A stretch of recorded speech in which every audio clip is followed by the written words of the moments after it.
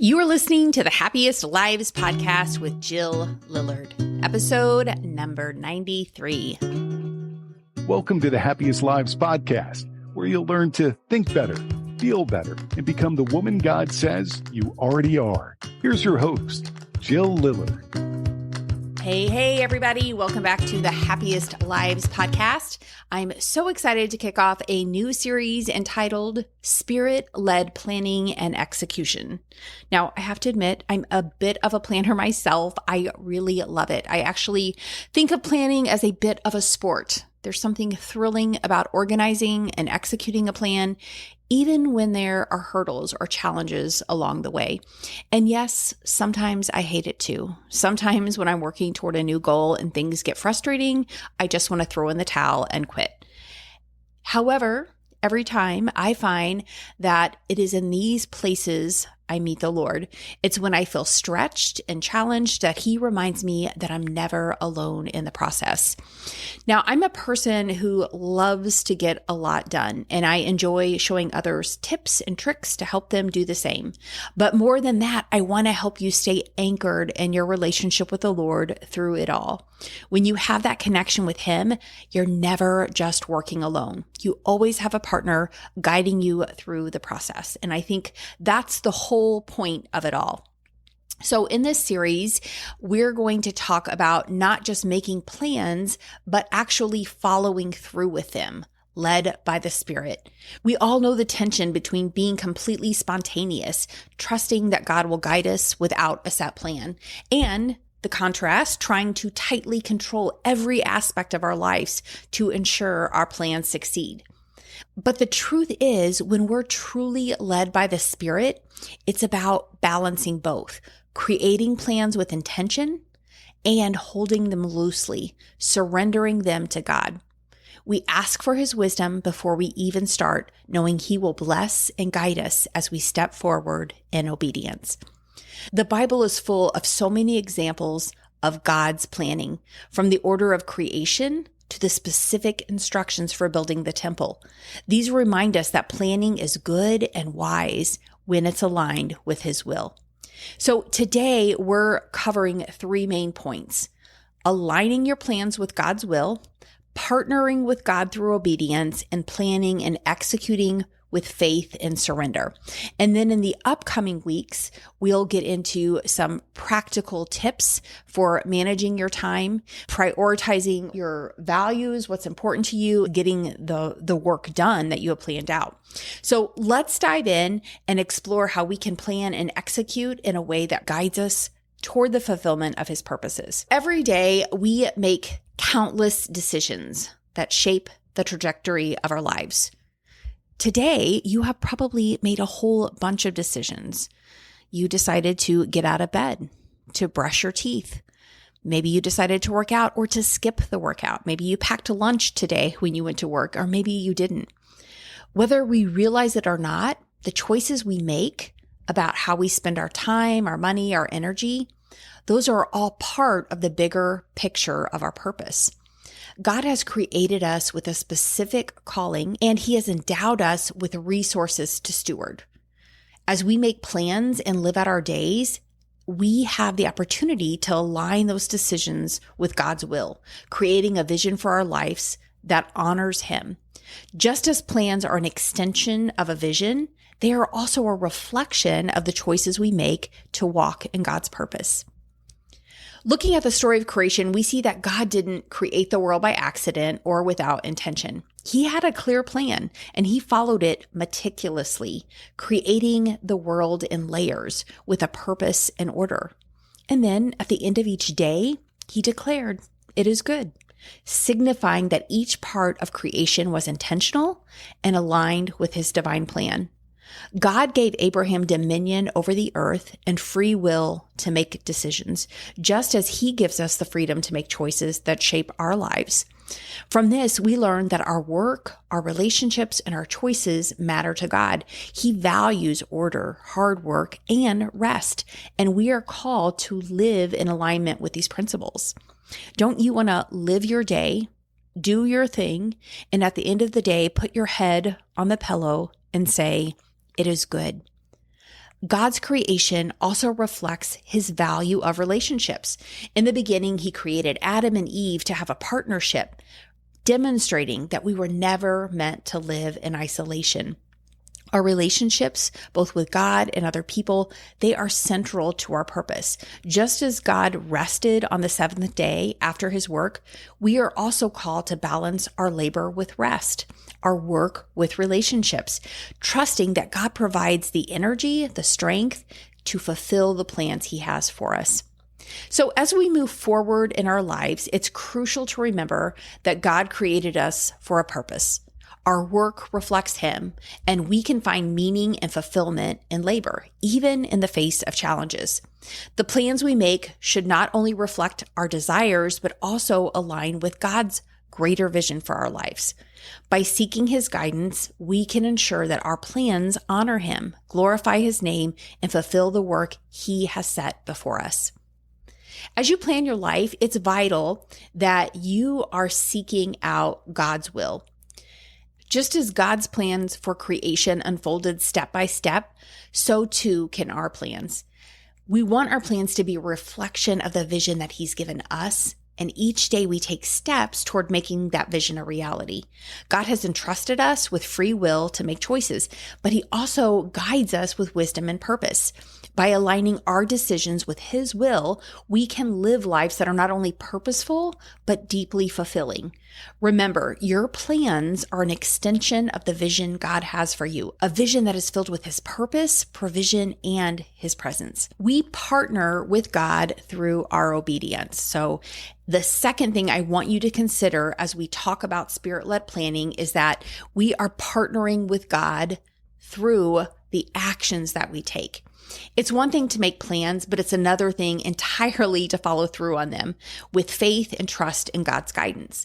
So if you believe God has given you a vision, and if you've asked him for wisdom, trust that he is providing it. Your faith is not just about believing in what God has spoken to you. It's about how you put that belief into action. James 2:17 reminds us, faith without works is dead. Your trust in God's vision for your life will be evidenced through obedience, which means taking action on the plans you've made. Now, I'm not saying it's easy. The planning part might feel simple, but it's executing the plan, carrying it out in the real world. That's where the true challenge lies. As you move forward, you will face obstacles, unexpected challenges, and moments of doubt. It's not the absence of challenges that proves your faith. It's how you respond to them. When you view the execution of your plans as partnering with God through obedience, everything changes. Instead of seeing challenges as roadblocks, you begin to see them as opportunities to rely on the Spirit for strength and wisdom. Each obstacle becomes a chance to grow in your relationship with God, knowing that you're not walking this path alone. You're trusting him every step of the way, leaning on his guidance and learning to be obedient even when it's difficult. This process doesn't just move you closer to your goals, it strengthens your faith and deepens your partnership with God. And through it all, he is with you, empowering you to walk in the direction he has set before you. And lastly, in all you plan, all you do, all you dream up, surrender those plans to the Lord. Give him your desires. Ask that his will would become your will. Hold your plans with open hands, trusting he is working everything for his glory, which is ultimately for your good. Surrender doesn't mean passivity. It means releasing control. It means engaging with God's divine purposes and leaning on his wisdom rather than trying to force outcomes. As you plan, remember, the plans themselves are just tools. They exist to help you fulfill a purpose, to achieve a result. A good plan aligns with God's will, and it sets the actions you believe will move you toward the vision he's placed on your heart. So no matter how well you craft it, a plan is meaningless if it isn't honored. Surrendering your plans means trusting God's timing and provision, even when it's hard. Sometimes he gives you a vision, but instead of acting right away, he calls you to wait. It's in the waiting that he cultivates patience and a deeper relationship with him. Like Sarah, who was promised a child and waited. She waited 25 years. She acted out of fear and impatience. She had her husband impregnate another woman to give him an heir. We also might be tempted to take matters into our own hands, but forcing results outside God's timing only leads to frustration and deeper pain. Instead, ask God for clarity. If He calls you to act, take the steps of faith. If He calls you to wait, trust that He is working behind the scenes and preparing you for what's next.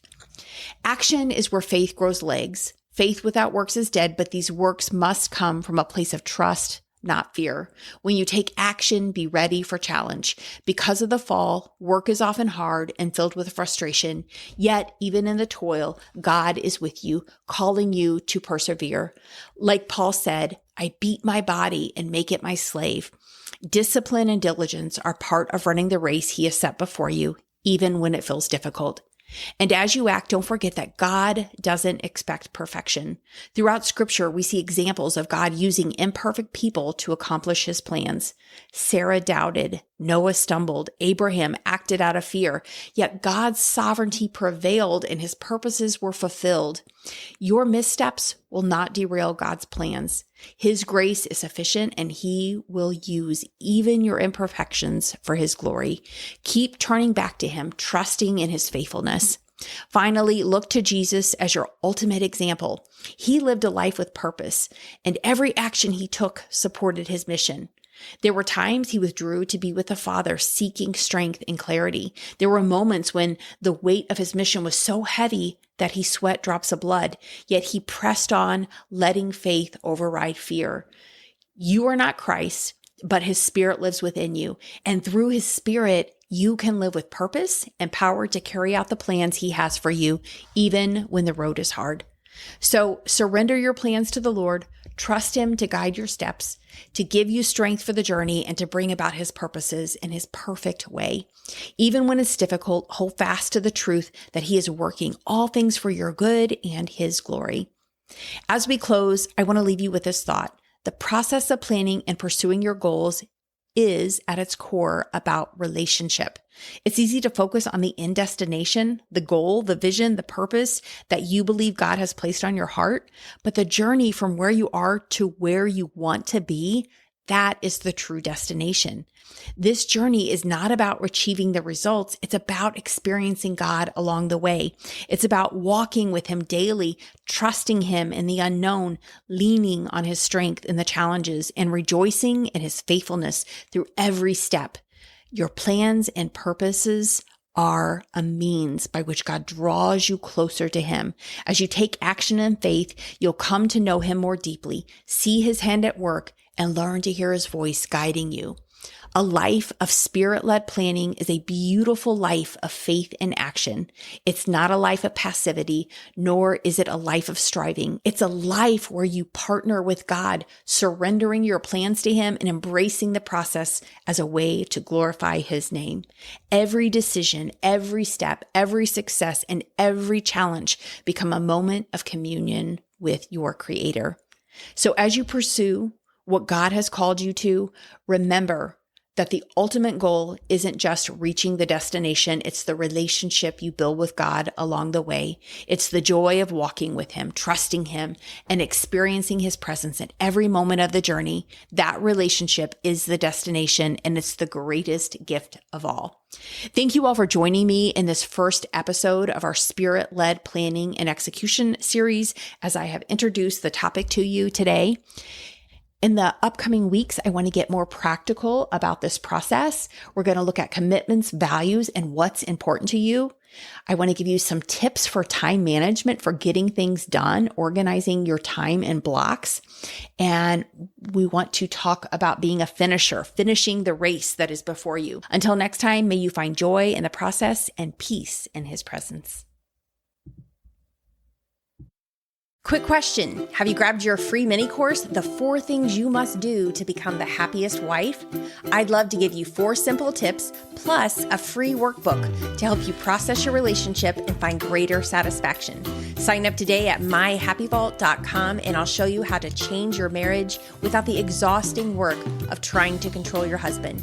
And if you enjoyed today's episode, don't forget to subscribe, leave a review, and share it with a friend who needs encouragement. See you next time.